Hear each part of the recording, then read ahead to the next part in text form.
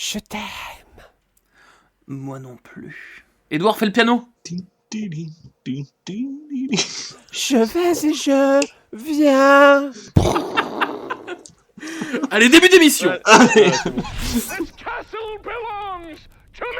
Cet imaginaire du cinéma est souvent relativement près de l'imaginaire des hommes du Moyen-Âge.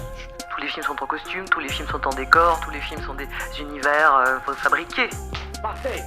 Pas tous les jours qu'on a un décor comme ça. Alors je vais le photographier avant qu'on le démolisse. Artist, if it's not true, I wish it were. Je ne filme pas le patrimoine. Je filme des gens qui ont mal, qui ont froid, qui aiment, qui se déchirent. But why? Historiquement parlant, c'est un film qui est très bien fait.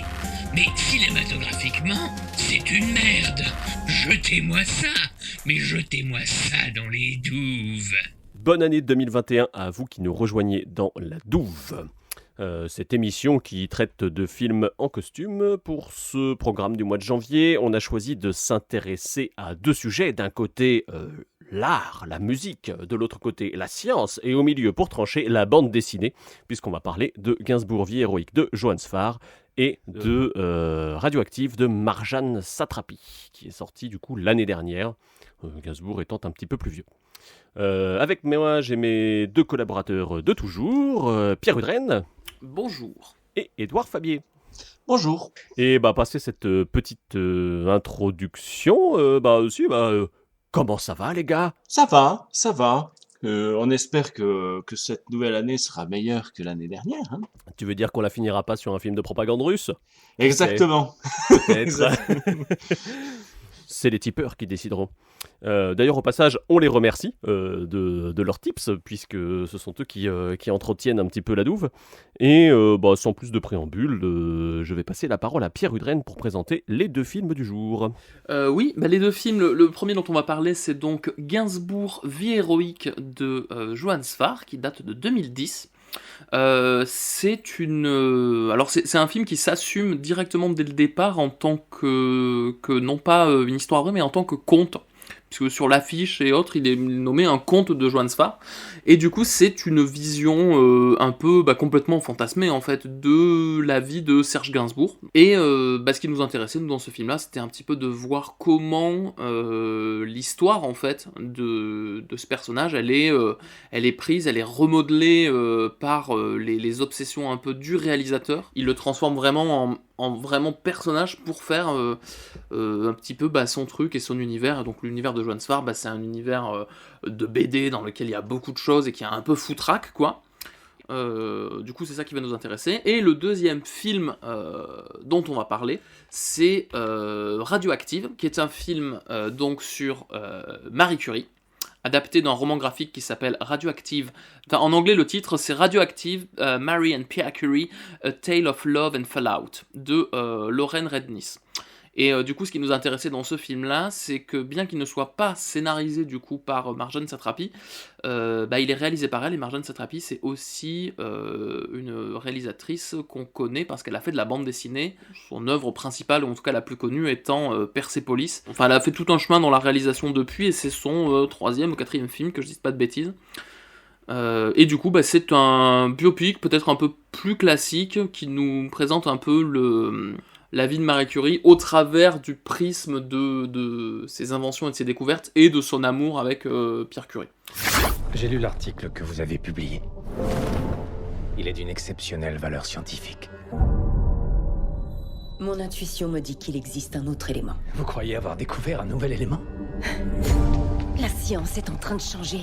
Et ceux qui la dirigent aujourd'hui sont les mêmes que ceux qui étaient convaincus que la Terre était plate. Veuillez quitter mon laboratoire. Si ma science ne suffit pas, alors c'est que vous l'avez très mal comprise. Je vais prouver qu'ils ont tort. Nous pensions tous que les atomes étaient finis et stables. Ce n'est pas le cas pour certains d'entre eux. J'ai appelé cela la radioactivité. Voilà un petit peu pour ces deux films. On va en parler un petit peu plus en détail. Et du coup, avant tout ça, j'aimerais savoir qu'est-ce que vous en avez pensé, vous, les loulous. Édouard ? Alors, moi, du coup, Gainsbourg vie héroïque, c'était la première fois que je le voyais. Et comme tu l'as dit, le fait que ça prenne le point de vue du comte, j'ai beaucoup aimé car il réussit à se dédouaner et à faire un peu être libre et à faire ce qu'il veut. Voilà, ça hésite pas à aller parfois dans on va dire le fantastique, hein, et puis à utiliser un univers graphique qui est très propre à la BD, avec un dédoublement de personnages qui est animé, enfin qui est représenté par des marionnettes, des animatroniques, tout ça. Pour Radioactive, comme tu l'as dit, beaucoup plus biopic, beaucoup plus classique, qui ma foi m'a bien intéressé également, mais j'ai peut-être moins aimé moi le choix des flash forward, des flashs que l'on voit dans le futur, où on voit le lien entre la découverte de la radioactivité et ce que va finalement donner cette découverte à travers différents événements. J'étais moins client de cela, mais dans l'ensemble, le film se tient et ma foi, moi aussi, voilà, j'ai beaucoup aimé ce film. Et toi, Christophe ? Alors moi j'ai une histoire un peu compliquée avec Gainsbourg, donc je suis parti très réticent sur ce film-là. C'est un personnage qui ne m'intéresse pas vraiment et dont le culte a tendance à me le rendre antipathique, en tout cas très fortement, pour parler en termes propres. Et du coup voilà, je partais vraiment pas client. J'ai été plutôt surpris en bien, j'ai plutôt aimé la première heure du film, j'ai trouvé que le film se perdait un peu sur la deuxième, qu'on basculait dans quelque chose de plus classique, et pour parler franchement, sur la fin du film, je me faisais un peu chier. Vraiment, je partais avec beaucoup de réticence et j'ai plus apprécié que ce que je pensais. Le Radioactif de Marjane Satrapi, beaucoup plus froid, beaucoup moins de chaleur dans ce film-là, que ce soit par le choix du sujet, beaucoup plus scientifique, ou la mise en scène. Je l'ai trouvé plutôt intelligent et je pense que c'est un film qui est très dans l'air du temps. Je trouve que ce soit par la remise en question. On est en face d'un personnage qui a quand même marqué notre histoire aujourd'hui et par ses découvertes. Et il y a quand même l'idée de faire un peu de remise en question de qu'est-ce que ces découvertes impliquent. Et je trouve que c'est une formule qui est intéressante. Parce qu'elle vient interroger le spectateur et qu'elle ne déballe pas juste « Hey, regardez, qu'est-ce qu'elle était intelligente ». Et voilà, donc ça, c'est quelque chose qui poussait un petit peu plus loin et qui m'a quelque part plus intéressé. Mais voilà, une fois de plus, c'est parce que mon affect vis-à-vis de Gainsbourg, ou même de Sfar, dont je suis pas spécialement client en termes d'univers, voilà, me le mettait un peu en dessous, quoi. Et toi, Pierre ? Moi, alors, je me rappelle que Gainsbourg, je l'avais vu à sa sortie. La bande-annonce me faisait peur un peu parce que tu vois, Gainsbourg, on en a une certaine image qui est celle du Gainsbourg vieux, quoi, tu vois, avec ses répétos pourris et genre sa clope et ses lunettes noires, et les images de ça qu'on avait dans la bande-annonce te laissaient présager un truc un peu étrange. Il ressemble à Alain Bachung en vrai, tu vois, quand il fait Gainsbourg vieux. Et en fait, le film m'avait surpris parce que justement, il est sorti. On était dans une période où le biopic était très à la mode. C'est-à-dire qu'on a eu Ray sur Ray Charles, on a eu Walk the Line sur Johnny Cash, qui a un peu, tu vois, vraiment bétonné le truc. Maintenant, quand tu fais un biopic, tu peux plus faire un truc comme ça, quoi. Ou à mon avis, tu loupes quelque chose.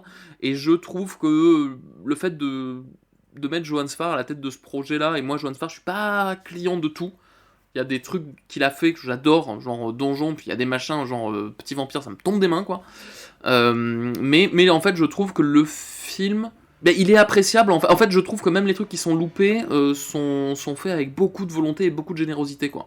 Et du coup, effectivement, comme tu disais, quoi, il est très bâtard. Il y a vraiment le biopic classique et le début du film qui est beaucoup plus à la Johann Sfar avec que des trucs fantasmagoriques. Et je trouve ça lui donne une certaine originalité, quoi. On sent le premier film aussi. Du coup, il y a un côté un peu, des fois, tu te dis, c'est pas abouti à 100%, mais c'est un truc que, je sais pas, j'aime beaucoup, quoi. Je trouve les acteurs très très bons aussi. Il y a une espèce de cohérence du projet un peu bordélique qui peut faire penser à du Terry Gilliam. Je trouve ça assez chouette. Et Radioactive, c'est un film qui me bottait pas plus que ça.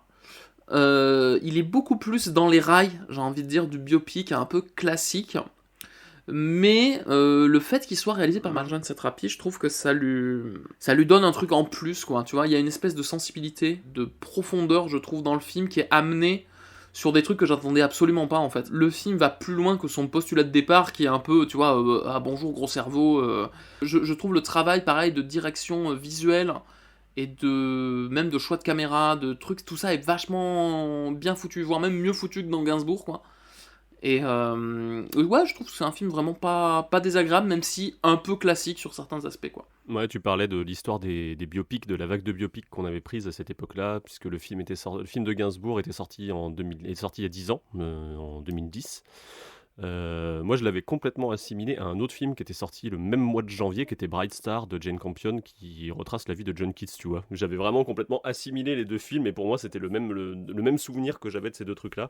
Alors, j'ai pas vu Bright Star, du coup, ce sera peut-être l'occasion de faire un autre sujet plus tard, mais voilà, tu vois, c'était vraiment, il y avait du biopic à tir à l'arigot, on en mangeait 3 fois par mois, et c'était l'époque. On a choisi aussi ces deux films, on peut le préciser, parce que c'est le mois de janvier, on ne sait pas ce qui va en être du festival d'Angoulême. Est-ce qu'à la manière du festival de Cannes, il va y avoir une espèce de version mis en ligne, récompense quand même, on ne sait pas trop. Et du coup, voilà, on s'interroge un petit peu sur ce sujet-là, et puis c'était l'occasion de parler un peu de bande dessinée, même si vous nous suivez depuis 6 mois, on a tendance à en parler assez souvent dans les recommandations de fin d'émission.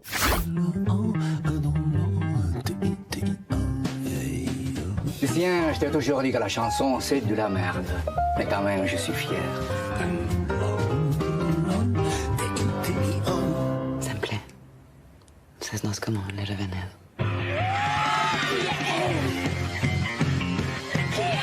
Vous n'auriez pas le faire chier un peu, votre père, parfois? Vous voulez que je vous écrive une chanson cochonne? Elle est célèbre. On dirait rien.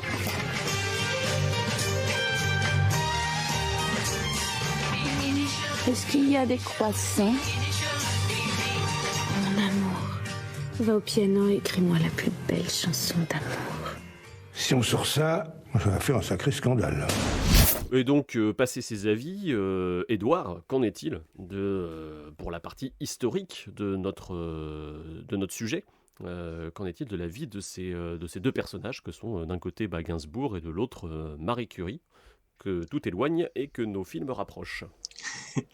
Alors je vais commencer du coup chronologiquement par les premiers films. Donc Serge Gainsbourg, nom de naissance Lucien Gainsbourg, d'ailleurs ce qui est mentionné dans le film. Il va choisir de changer de nom pour avoir comme nom de scène Serge Gainsbourg. Il est né le 2 avril 1928 à Paris et meurt le 2 mars 91 dans la même ville. On pense principalement au Gainsbourg, auteur, compositeur, interprète, mais d'abord, du coup, il fut artiste peintre, mais également scénariste, metteur en scène, écrivain, acteur pour le cinéma français. Finalement, c'est presque un artiste complet. Dans le film Vie héroïque, il y a toute la première partie, en fait, on parle vraiment surtout du Gainsbourg artiste peintre, qui se révèle être un artiste peintre en tout cas le film nous le dit, un peu raté, qui va se tourner un petit peu vers la chanson parce que c'est un peu plus facile et qu'il y a du succès en fait. Tout à fait.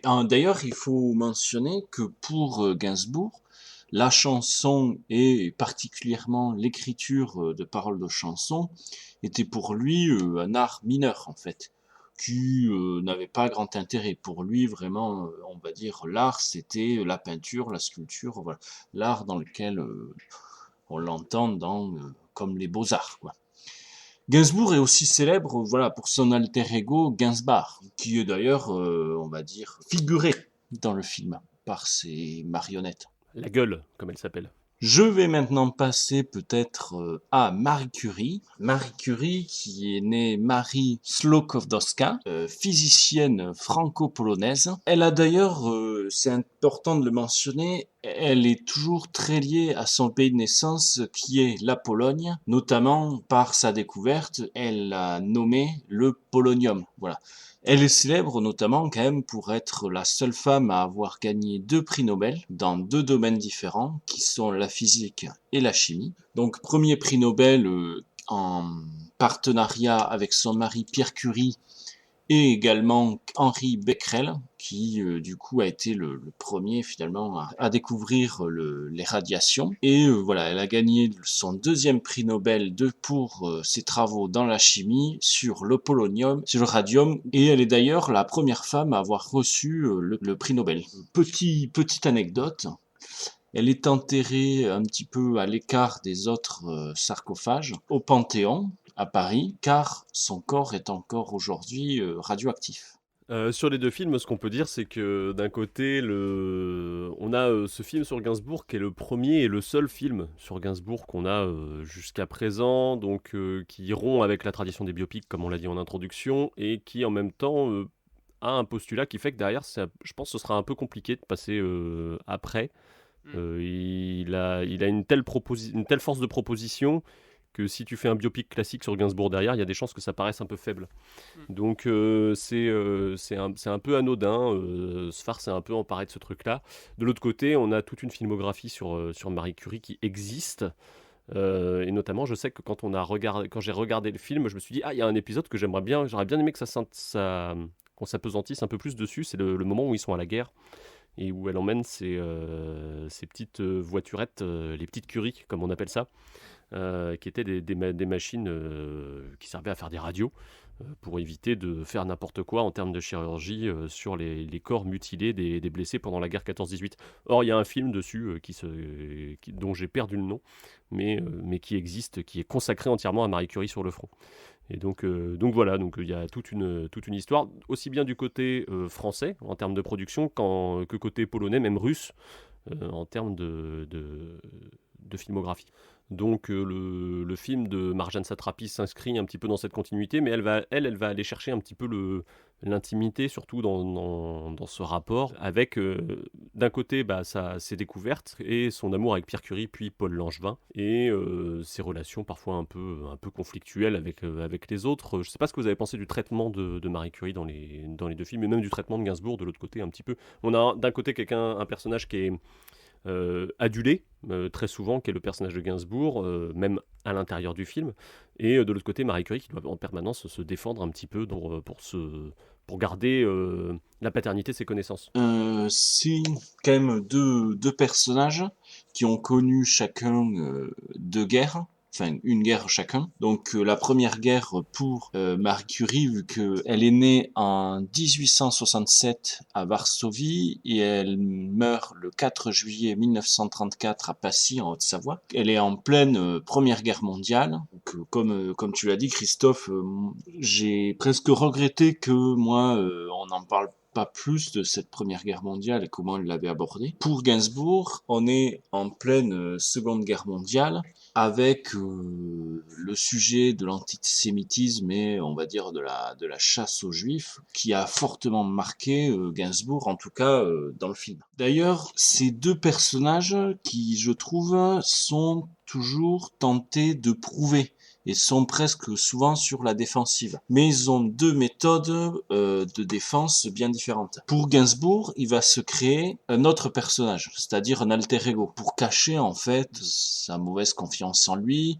alors que Marie Curie, elle va beaucoup plus être sur la défensive. Elle va prouver par son travail qu'une femme est en plus étrangère. Il faut rappeler que la Pologne à l'époque, qui s'appelle le Royaume du Congrès, est sous tutelle russe. Donc l'entité Pologne n'existe pas encore. Pour revenir un petit peu sur ce qu'on disait sur cette période de guerre, Pierre, tu soulignais l'artificialité du scénario à ce moment-là. Marie Curie n'a jamais été confrontée à un quelconque obstacle quand elle a voulu mettre en place ses voitures radio. C'est vraiment quelque chose qui est complètement inventé pour le film, pour créer un enjeu à ce moment-là. Ce qui est un peu dommageable, mais en même temps, c'est souvent le problème des biopics, je trouve, de vouloir créer une forme de tragédie, quitte à l'inventer un peu, juste pour que le film il ait une espèce de rebondissement vers les trois quarts, quoi. Et ça, c'est aussi des trucs qui sont vraiment créés scénaristiquement, je pense, plus pour donner du lien à une vie, tu vois, et un truc de scénariste qui se dit, je vais prendre cet élément de sa vie, je vais le raccrocher avec tel autre, et ainsi de suite, pour donner, tu vois, l'impression que tout est réfléchi et tout suit une espèce de logique de destin, tu vois, un peu, quoi. Alors que... Vas-y, non, Chris. Ouais. De la même façon que les épisodes Flash Forward sont présentés de manière chronologique, mais un peu avec une finalité aussi, c'est-à-dire tu commences par... Alors, c'est un choix complet de commencer par la radiothérapie, même si chronologiquement, effectivement, c'est ce qui a été inventé en premier à partir des travaux. Commencer par le positif pour ne terminer que sur du négatif, parce que tu enchaînes quand même Hiroshima, les essais nucléaires aux États-Unis et Tchernobyl, du coup. Donc tu as quand même un effet qui te dit la radioactivité c'est peut-être pas très bien. Donc le film a peut-être une portée un peu politique aussi là-dessus, que ne cherche absolument pas Gainsbourg, parce que Johannes Farr est pas du tout là-dedans, quoi. Disons que si on veut analyser un petit peu plus, tu vois, la construction scénaristique de Radioactive, qu'on te dramatise une vie sur des trucs qui n'en sont... Enfin, tu vois, dans sa vraie vie, je pense pas que... Enfin, tu vois, quand tu vis, tu n'as pas conscience que, oh mon Dieu, ceci est ma dernière bataille, tu vois. C'est un truc très... Oui, très scénaristique, quoi, je trouve. Je vais juste chercher le chargeur du PC. Ok. Tu ne vis pas ta vie comme une bataille. Si, évidemment, chaque jour est un combat. Non mais pour le coup c'est ce qui peut-être... Alors Gainsbourg il fait pas tout à fait ça, en tout cas de façon plus bâtarde tu vois, mais peut-être ça manque moi je trouve à la fin. Parce que c'est chaud, la vie d'une personne ça finit, il est vieux et il meurt et puis c'est triste, tu vois. Comment scénaristiquement tu vois tu fais ça, c'est compliqué quoi. Il y a moins d'enjeux. Dans Gainsbourg, presque, il y a moins de challenge, on va dire. Son pire ennemi, c'est lui-même, en fait, dans Gainsbourg. Dans les deux films, en fait, tu joues avec les attentes du spectateur. C'est-à-dire que dans Marie Curie, par exemple, au départ, elle s'appelle pas Marie Curie. Et du coup, elle rencontre Pierre Curie. Et tu sais qu'ils vont être ensemble, tu vois ce que je veux dire. Et du coup, là, d'un seul coup, l'intérêt du film devient de dire « Ah, regardez, il y a une histoire d'amour, mais tu joues avec les attentes du spectateur, quoi. » Tu lui dis, vous connaissez déjà une étape de l'histoire, c'est qu'ils vont être ensemble, qu'ils vont être amoureux, et trucs comme ça, tu vois. Et donc du coup, tu vois, dramatiquement, ça crée un truc. Et Gainsbourg, c'est un peu la même chose dans le sens où je pense que le film a conscience de l'image de Gainsbourg. Tu vois, de ce mec qui brûle des billets de 500 balles à la télé, qui est très provoque et tout ça. Et le film te dit, enfin il te dit pas, mais tu sais en tout cas en le regardant qu'on va y arriver, quoi, tu vois. Je trouve que sur Gainsbourg, moi, il y a une espèce d'artificialité aussi. Dans le sens où, tu vois, il se divise au début avec sa gueule, et à la fin, quand il assume d'être Gainsbourg, il devient... ils sont réunis, quoi, tu vois, la gueule disparaît de l'écran, quoi. Complètement, ouais. Donc il y a cette idée de séparer les deux entités au début pour les réunir à la fin, qui est aussi un parcours, finalement, un peu balisé, quoi. C'est pareil, c'est un choix dramaturgique, tu vois. C'est-à-dire qu'on met les obsessions, alors je pense que c'est des obsessions de Johannes Farr beaucoup plus que de Gainsbourg en vrai, tu vois, ce truc de la judéité, en fait, pour expliquer, c'est-à-dire qu'au début du film, on a Lucien Gainsbourg, donc tu vois, petit, mais du coup c'est la version de Johannes Farr de Gainsbourg petit, c'est-à-dire c'est un gamin avec des grandes oreilles qui fume des clopes, quoi, et du coup dans le Paris de l'occupation, qui doit porter l'étoile jaune, et en fait à un moment il y a cette caricature du juif qui veut manger le monde, en fait, qui se détache d'une affiche, qui commence à le suivre, et en fait c'est plus ou moins le film nous montre ce gamin qui va accepter, mais alors très métaphoriquement, parce que c'est très très... pour le coup là on est vraiment dans un film fantastique plus qu'autre chose, qui accepte, tu vois, sa judéité, et en fait petit à petit, cette caricature qu'il suit, qui est vraiment un bonhomme en mousse, va grandir, va devenir ce que dans le film il désigne comme étant la gueule, et donc du coup qui est une espèce de version amplifiée de Gainsbourg adulte, quoi. Petit à petit, en fait, quand tu connais Gainsbourg, tu te dis mais en fait ça va devenir Gainsbourg, son alter ego, quoi. D'ailleurs la question de la judéité sur Gainsbourg est, enfin, je trouve, à la fin, si t'as pas compris que le film portait, vraiment c'était le message du film, ça, l'une des dernières phrases du film, c'est quand Gainsbourg lit la critique et lit il y a des provocations antisémites, il y a aussi des gens qui provoquent l'antisémitisme, et Gainsbourg est de cela. C'est quand même vraiment, il y a cette question de la judéité, de l'antisémitisme constant en France, du coup, depuis, pour Gainsbourg, depuis son enfance pendant la Seconde Guerre mondiale, et qui font écho à la fin du film dans les années, 90, voilà, ouais. Qui ressort, voilà, cet antisémitisme qui ressort. Puis il y a la volonté de faire répondre la fin du film où il fait la Marseillaise avec le groupe de reggae à sa Marseillaise du début du film où le gamin se balade en disant du sang, du sang, du sang, et avec la gueule justement qui commence à le suivre derrière, qui représente un petit peu cet antisémitisme, quoi. Il y a vraiment beaucoup de symbolique utilisée là-dedans, mais ça je pense que tu disais que c'était Johannes Farr qui mettait ces trucs dedans. On est complètement là-dedans, quoi, parce que c'est vraiment... Oui, c'est ça, parce que Johannes Farr, pour le coup, il a... tu vois, on peut parler de ses principales BD, mais genre, il a fait le chat du rabbin, et lui, pour le coup, dans ses BD et constamment dans ses œuvres, il s'interroge sur son rapport à sa judéité et tout ça. C'est ça qui est intéressant aussi dans ce film-là, c'est que, pour le coup, c'est vraiment Gainsbourg par Johannes Farr, quoi. Et du coup, ça va avec tout ce truc très malin de dire c'est pas un film historique, c'est pas un biopic, c'est un conte. Et c'est une volonté complète de Sfar dès le début de dire bah moi je veux pas faire la môme, tu vois, le truc où Marion Cotillard joue Edith Piaf. En un sens, ça me fait penser, tu sais, au film qui avait été fait sur Bob Dylan, Ouais. qui était pas du tout un biopic. Je me rappelle, Chris, on avait vu ça au ciné, C'est I'm Not There de Todd Haynes. où en fait il y a des personnages mais un peu fictifs qui vont incarner Bob Dylan à certains moments de sa vie et de ses périodes artistiques, mais qui sont, tu vois, à un moment je crois il y a Cate Blanchett qui joue Bob Dylan. T'as un petit gamin noir qui joue Bob Dylan aussi, petit. Enfin, tu vois, et du coup, Il y a Richard Gere et Heath Ledger pour les 4 figures principales, quoi. là pour le coup, on est vraiment dans un truc où, artistiquement où on te dit, regardez, ce film ne représente pas la réalité. En fait, il y a pas de volonté de. La force de Gainsbourg, c'est ça. Même si pendant tout le film, on sent qu'il y a un combat entre, je pense, Phare d'un côté et peut-être le côté production derrière. Ah, il faut vendre un film. Et quand tu vois comment le film a été vendu aux États-Unis. C'est Juliette Greco, Brigitte Bardot, Jeanne Birkin. Je pense que c'est ce qui permet. En fait, on se retrouve avec 2 films qui peuvent se classer un peu différemment. C'est-à-dire que le Marie Curie, en dépit de ses incartades du futur et de sa manière de filmer, quand même, qui est quand même assez. Visuellement, on n'est pas vraiment dans un biopic classique, quoi. Il y a quand même ce truc. Elle se balade avec cette petite fiole qui contient du radium pendant tout le film, qui fait des espèces d'éclairage vert. On est presque dans le film de super-héros, quoi. Elle se balade avec de la kryptonite un peu, tu vois. C'est un truc un peu comme ça. Même à travers ça, se classerait presque dans le Belle Époque Cinematic Universe, tu vois. Où tu peux mettre le Edmond dont on a déjà parlé, où tu peux mettre, du coup, presque à un moment, ça pourrait se croiser avec le biopic La Danseuse qui a été fait sur Loïc Fuller aussi, puisqu'ils vont à une de ses représentations. Enfin, je sais pas, il y a tout un truc où tu te dis, en fait, on pourrait créer un univers partagé où tous les gens se recroiseraient à cet endroit-là. Donc ça va un peu dans ce sens-là. Et de l'autre côté, Sfar lorgne clairement plus dans quelque chose qui est dans la continuité de Terry Gilliam et Guillermo del Toro, quoi. Il va chercher Doug Jones qui sort du Labyrinthe de Pan, qui a fait Hellboy aussi à ce moment-là. Qui n'a pas encore connu son succès pour La Forme de l'eau, mais qui du coup va incarner le Gainsbourg physiquement. Et quand tu l'as déjà vu bouger dans un costume, que ce soit dans Hellboy, dans le Labyrinthe de Pan ou dans La Forme de l'eau, Doug Jones, tu reconnais sa gestuelle, je trouve. Il est, tu sais quel acteur est en dessous. Et ça permet à Sfar de sortir un espèce de... Je pense que là, il s'autoréférence un peu, quoi. Il est vampirique, un peu, ce personnage. Oui, complètement, oui. Il va chercher du côté de Nosferatu et tout ça, donc du coup, il s'inscrit dans la tradition du film fantastique de l'autre côté, quoi, plus.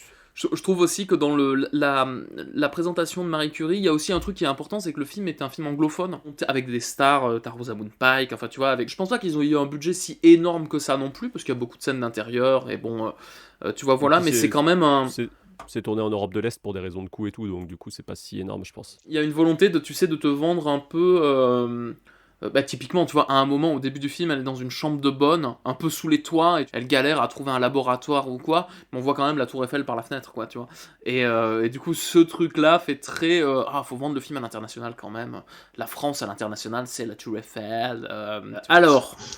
Attends, j'allais arriver dessus, mais c'est juste que je suis tombé sur quelque chose qui est intéressant en cherchant le budget du film, que je n'arrive pas à trouver, mais le film, tu vois, au box-office, c'est quand même bien vautré, il rapporte 6,5 millions de dollars.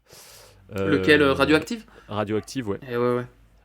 Mais aux États-Unis, il n'a pas été si bien reçu que ça, puisqu'il s'est pris quand même une controverse dans la tronche, comme quoi il était trop sulfureux pour être utilisé comme du matériel éducatif, tu vois. Donc c'est te dire à quel point le biopic chez eux est quand même considéré, c'est quasiment une source, quoi, tu vois. Et là, on est quand même en face d'un film d'auteur qui fait du biopic et du coup qui est pas vraiment dans le... Tu vois, il y a de la nudité, il y a de la violence et du coup ça a été considéré comme quelque chose qui servait à rien un peu, quoi. C'est ça, mais alors c'est marrant parce que c'est pas non plus... Enfin, ça reste, de notre point de vue, c'est quand même très dans les clous. Typiquement, Gainsbourg, il y a un gamin qui fume pendant tout le truc. La polémique que le film a eue, c'était que, tu sais, les affiches dans le métro ont dû être retirées parce qu'on pouvait pas montrer quelqu'un avec une clope dans le métro. Le problème, c'est que Gainsbourg, tu vois, il est indissociable de la clope au bec. Puis Gainsbourg, il y a des gamins qui fument, il y a des femmes à poil, enfin... punaise, à l'exportation. Ouais, mais je pense que la forme du conte l'éloignait de la représentation biopic, qui a plus peut-être radioactive du coup. Quoi. Ce radioactif, oui, comme dit Pierre, hein, c'est assez sage quand même. Enfin, moi, j'ai pas été choqué. Mais par contre, on peut parler des rapports au corps dans les deux films, puisque quand même, justement, il y a cette histoire de nudité qui est un peu surprenante à un moment dans Marie Curie et qui fait dans le film sur Marie Curie, dans Radioactive. Je sais pas, c'est Pierre qui avait soulevé ce point-là.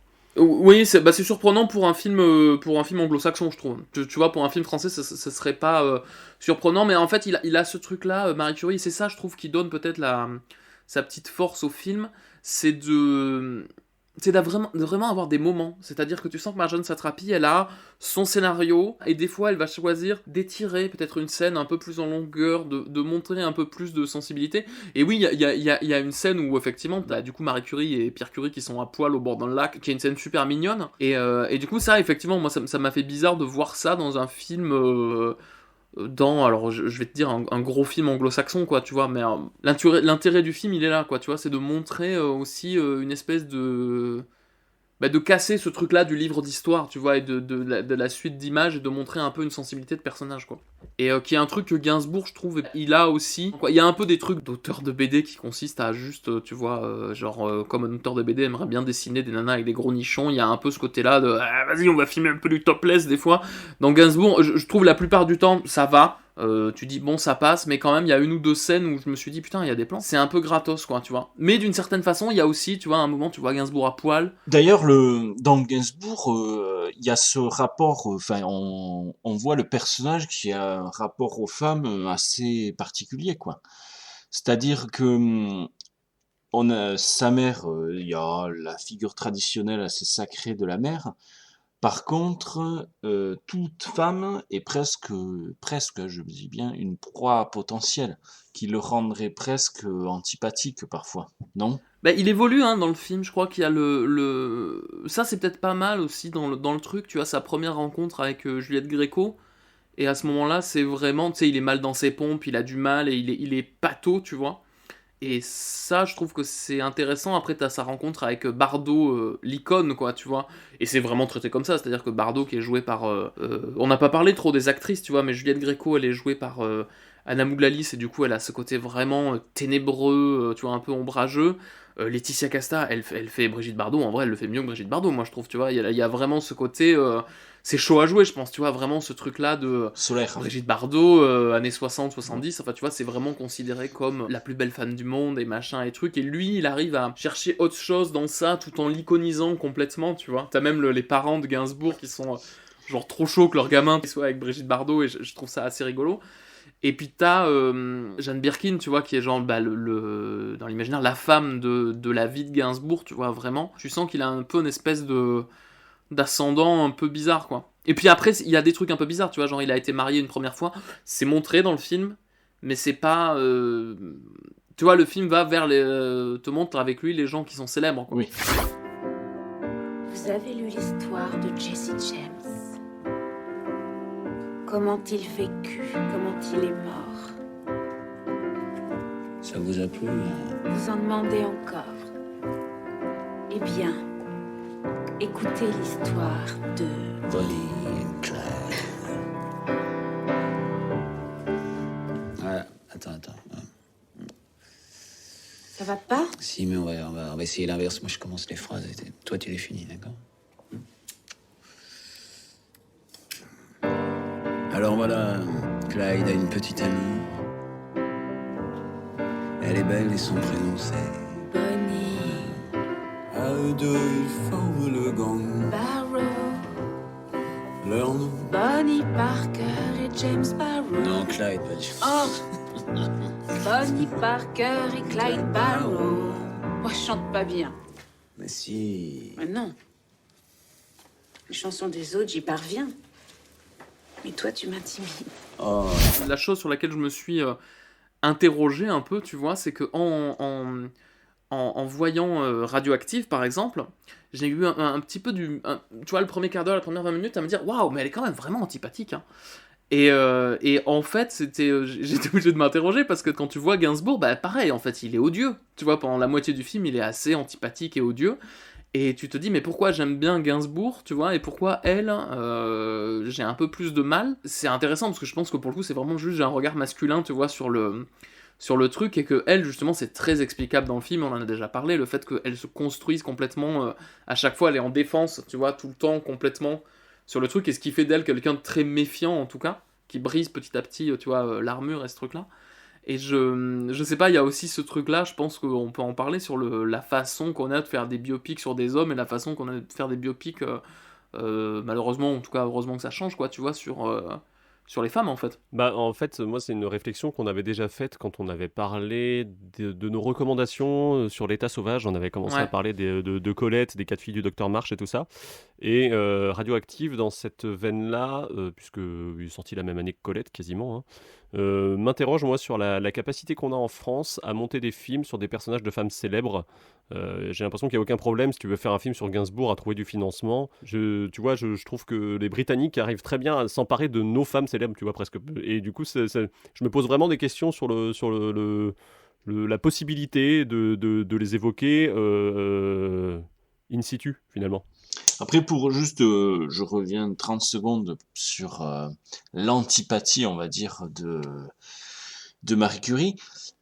Marjane Satrapi, elle assume totalement le fait que parfois Marie Curie est plutôt antipathique, et elle le dit elle se défend en disant c'est une femme qui ne s'est pas construite en étant la muse ou en se comparant à quelqu'un, comme Jane Birkin l'a été pour Serge Gainsbourg, tu vois. Mais justement, tu vois, il y a ce truc-là où je me suis... En fait, c'est juste une question d'habitude, tu vois, je pense, où c'est chaud un peu de se dire, ah oui, d'accord, j'ai dû faire à un moment l'effort de me dire, ah non, il faut que je me plonge un peu plus intelligemment dans le film pour essayer d'analyser ce que la réalisatrice a voulu faire, parce que c'est super apparent, tu vois, ce truc-là du personnage qui se construit en opposition et dans la défense. C'est, je sais pas, c'est intéressant, mais je pense qu'effectivement, comme disait Chris, quoi, on aurait plus de films comme ça, la question se poserait moins, quoi.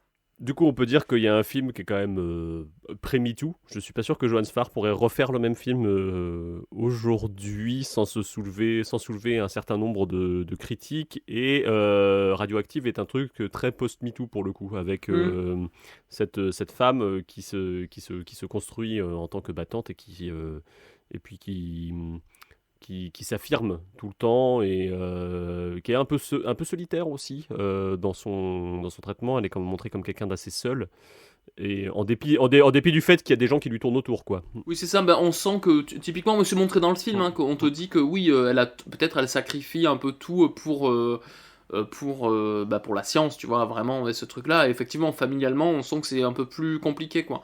D'ailleurs, c'est un thème assez classique, que ce soit dans le biopic ou même dans le film en général. Pierre, toi, je sais que t'es quand même plutôt friand de films policiers. Le personnage du flic, en général... Oui, mais c'est ça. Ah non, mais tu nous écoutes plus. T'es vraiment focalisé sur ton affaire. Et tu vois, mais oui, mais alors ça, je pense que c'est un truc dramatique aussi de n'importe quel film. C'est-à-dire que pour qu'un personnage avance, il faut lui donner un but, tu vois.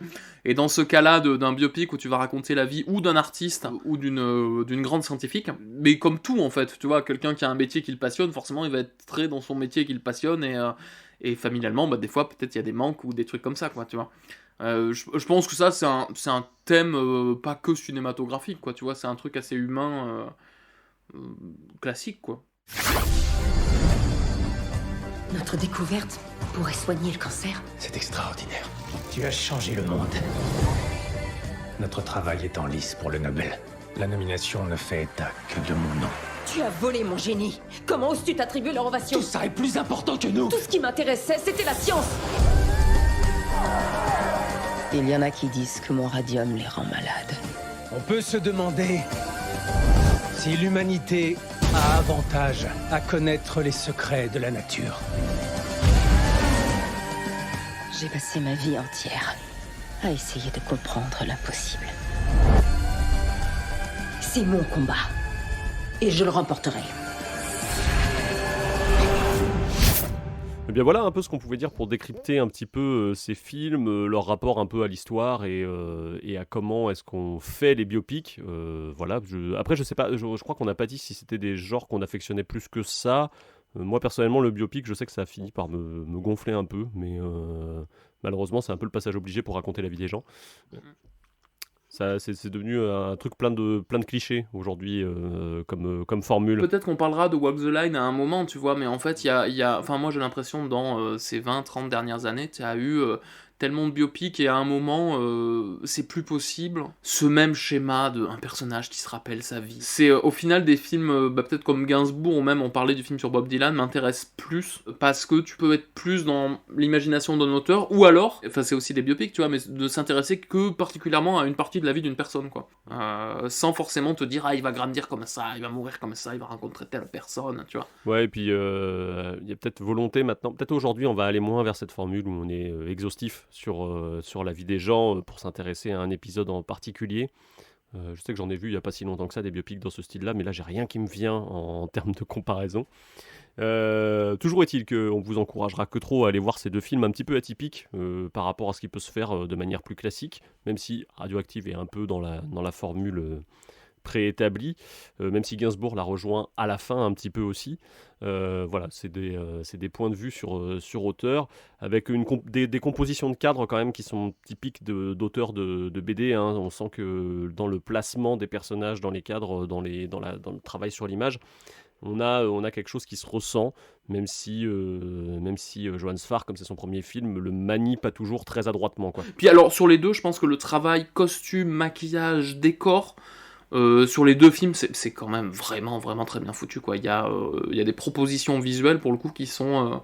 Je pense que c'est aussi pour ça qu'il y a des réalisateurs de BD, tu vois, qui sont aux commandes de ce truc-là, c'est que sur ça, le constat est rempli et largement, quoi. Et donc pour poursuivre un petit peu sur le chemin initié par ces 2 longs métrages, on va passer aux recommandations. Et Pierre, qu'est-ce que tu nous recommandes en rapport avec notre sujet du jour ? Alors j'ai des recommandations que par rapport à Gainsbourg, du coup, parce que j'ai vu Radioactive hier soir très rapidement. Alors Gainsbourg, je l'avais vu il y a plus longtemps. Déjà une vidéo, un audio en tout cas, que vous pouvez trouver sur YouTube. Il suffit de taper ex-fan des 60s, Gainsbourg délirant. Là, c'est vraiment... Alors c'est super chelou. C'est une vidéo où tu vois un petit peu l'ambivalence du personnage, puisque c'est la chanson de Jane Birkin, donc du coup ex-fan des 60s, composée par Gainsbourg, qui passe à la radio, et sur cet enregistrement, il y a Gainsbourg qui parle. Et en fait, on a toutes les facettes de Gainsbourg et de Gainsbar aussi, c'est-à-dire qu'il est libidineux à un point que c'est gênant. Il est un tout petit peu amoureux, et du coup, à un moment, c'est un petit peu touchant. Il est bourré qu'il en peut plus du début à la fin du truc.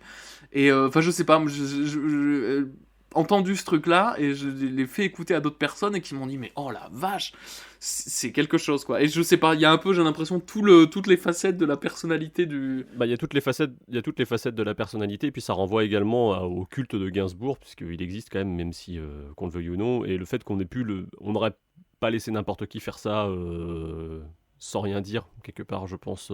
Ce qui est intéressant, c'est qu'on commence peut-être, parce que c'était une personnalité ultra clivante, tu vois, Gainsbourg à l'époque aussi, quoi. Pour qu'on rappelle, c'est Gainsbourg, je crame des billets de banque à la télé, et tout ça, quoi. On commence peut-être à sortir un peu de ça, et à reconnaître, tu vois, objectivement, que le travail de Gainsbourg est quand même aussi, tu vois, un travail, alors pas littéraire, mais en tout cas de parolier, de je sais pas comment dire, de poète, en fait, un peu, qui quand même va peut-être dépasser la figure, tu vois, très médiatique en fait qu'il avait, quoi. Et du coup, une autre reco qui pour le coup est alors là beaucoup plus qualitative, et qui est à mon avis un des meilleurs making-of de cinéma qu'on puisse avoir, c'est le making-of du film Gainsbourg Vie héroïque. C'est une BD, parce que du coup Johann Sfar étant auteur de BD, plutôt que de faire un making-of classique, il a dit à son copain Mathieu Sapin, viens sur le tournage et raconte tout dans une BD. Et du coup c'est une BD mais énorme, puisqu'elle fait genre 350 pages, qui s'appelle Feuille de chou, journal d'un tournage. Et en fait c'est génial, parce qu'on voit tout le film alors croqué par Mathieu Sapin, donc du coup qui a un style très... tu sais, limite de caricaturiste, quoi, tu vois un peu, et vraiment avec sa vision à lui d'un tournage d'une grosse production française comme ça. Il est ultra explicatif, ultra pédagogue sur comment ça se passe le cinéma, parce qu'on apprend plein de choses. Je sais pas, moi dans ce making-of, j'ai appris qu'au départ, tu vois, c'était pas Elric Elmosnino qui était censé jouer Charles Gainsbourg, c'était Charlotte Gainsbourg, tu vois. Du coup, à un moment, ils ont quand même travaillé sur ce truc-là qui aurait été, je pense, complètement fou, tu vois, comme film. Et ils te montrent le travail des costumiers, le travail des équipes, le travail des machins, le fait que Johan Farr a pas le droit de conduire parce qu'il est pas assuré, le fait qu'il est un peu, tu vois, c'est un gros bébé avec un énorme jouet. Pour moi, c'est vraiment un des meilleurs making-of de cinéma. Et c'est marrant, c'est pas un film, quoi. Pour une fois, c'est une bande dessinée. Donc voilà, je vous conseille ça, c'est extrêmement chouette. Christophe, en termes de reco? En termes de reco, c'est marrant que tu parles de Charlotte Gainsbourg qui aurait dû interpréter le rôle de son père. Je pense qu'on serait tombé sur quelque chose d'un peu similaire à quand Cate Blanchett jouait Dylan dans I'm Not There. Je recommanderais que trop d'aller voir I'm Not There, qui est un film que moi j'aime beaucoup. J'ai dû voir 3 fois, je crois. Et que je regarde toujours avec beaucoup de plaisir parce qu'il y a plein de choses de mise en scène qui sont très intéressantes. I'm Not There de Todd Haynes, sorti en 2006. Et d'un autre côté, pour aller vers quelque chose d'un tout petit peu plus récent, je vous recommanderais d'aller voir la dernière version en date de David Copperfield, qui est, alors le titre est resté en anglais, The Personal History of David Copperfield, adapté de Charles Dickens, réalisé par Armando Iannucci, à qui on doit entre autres La mort de Staline, que je n'ai pas vu, donc du coup je pourrais pas faire un point de comparaison par rapport à ce film, mais vous y retrouverez celui qui incarne Paul Langevin, du coup, Annerine Barnard, qui est un acteur dont on se rend pas compte, mais qui nous suit un petit peu depuis 2011, depuis qu'il a joué Squire dans Le Sang des Templiers. Donc voilà, un rôle avec un nom qui incarne une fonction. Et qu'on a pu voir dans Dunkerque aussi, dont on a parlé au mois d'août l'année dernière. Donc voilà, c'est du Dickens, donc avec tout ce que ça a de romans, feuilletons, fleuves énormes, de personnages qui se croisent, qui se décroisent, qui se rencontrent, qui se retrouvent, avec une espèce de finalité un peu bienveillante à terme. Et je trouve que le réalisateur donne une niaque à tout ça, que j'ai rarement vu. C'est très coloré, ça part un peu dans tous les sens, la caméra virevolte. C'est assez chouette à suivre, et puis ça vous mettra bien pour 2021, quoi. Edouard ? Précédemment, j'ai fait référence au goût de Pierre pour les films policiers. Maintenant, je vais plutôt faire référence à tes goûts, à toi, Christophe. Alors là, je sais pas si vous avez pas l'image, mais j'ai peur. Une chance sur 2 qu'il y ait des nazis dans le film. Exactement. Je vais recommander HHH. Donc, c'était un film historique français réalisé par Cédric Jiménez en 2017. Il s'agit de l'adaptation cinématographique donc du roman du même nom de Laurent Binet, qui nous raconte finalement la vie de Reinhard Heinrich, donc qui fait partie des théoriciens de la solution finale, dans lequel on pourra retrouver l'actrice de Radioactive, Rosamund Pike, qui joue Lina Heinrich. Le film, ma foi, bien, où on voit l'ascension de ce militaire déchu qui peu à peu va monter les échelons du parti pour finir, finalement cadre du parti nazi. Et il est également célèbre car il s'est fait assassiner du coup à Prague, car c'est des résistants tchèques du coup qui ont mitraillé sa voiture, et après ces résistants ont décidé de se réfugier dans l'église de Prague. Il y a eu une prise d'assaut, les nazis ont inondé l'église, enfin voilà, je vous laisse voir le film. Cet événement assez cinématographique a fait l'objet de plusieurs adaptations. Après, par rapport à Gainsbourg Vie Héroïque, on a parlé du coup d'un acteur qu'on ne voit pas, mais qui est bien là, qui est Doug Jones, du coup, qui incarne la gueule ou le personnage de Gainsbourg, qui a joué dans un film qu'on a également évoqué lors de ce podcast, qui est Le Labyrinthe de Pan. Film sorti en 2006 de Guillermo del Toro, qui nous raconte du coup via le personnage de la jeune Ophélia, qui nous retranscrit comment elle voit finalement cette guerre d'Espagne via un monde assez onirique dans lequel se réfugie le labyrinthe de Pan. qui est un très bon film, réalisé par Guillermo del Toro. Juste pour rebondir sur ta première reco, Edouard, sur Rosamund Pike, c'est quand même une actrice qui a une filmo très intéressante et que Marjane Satrapi a probablement été cherchée parce que elle fait un peu office de... Enfin, elle fait pas un peu office, elle est un peu une actrice féministe, quelque part, en vogue, qui incarne pas mal de rôles, justement. Je pense à un autre film que j'avais vu, alors pas Johnny English le retour, hein, mais la même année elle a sorti We Want Sex Equality sur comment dire, sur la grève générale d'une usine en Angleterre, une usine de femmes pour le coup. Donc il y a plein de petites choses comme ça qui parsèment sa filmographie ou même et que du coup on peut aller retrouver quoi.